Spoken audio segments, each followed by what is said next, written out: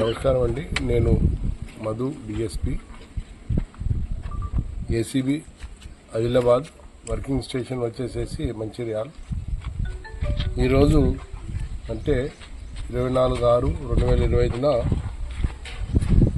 10:40 accused officer మర్రి శివకృష్ణ గారు ఒక victim దగ్గర నుంచి 12,000 లంచం తీసుకుని రెడ్ హ్యాండెడ్గా పట్టుబడ్డాడు. అతను ఒక ఇంటి నిర్మాణానికి, షెడ్డు నిర్మాణానికి, అదేవిధంగా వాటర్ సప్లై దానికి ట్యాంకు నిర్మాణం చేసుకున్నాడు. దానికి ఎన్ఓసి కోసము గ్రామ పంచాయతీ సెక్రటరీని అడగగా అతను 15,000 డిమాండ్ చేసినాడు. దాంతో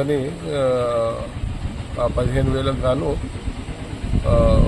12,000 అతను ఒప్పుకున్నాడు. లాస్ట్కు 12,000 తీసుకుంటూ రెడ్ హ్యాండెడ్గా పట్టుబడినాడు. అతన్ని ఈరోజు మేము డ్యూ ప్రాసెస్ అంతా అయిపోయిన తర్వాత ఏసీబీ కోర్టులో మేము దాఖలు చేస్తాం.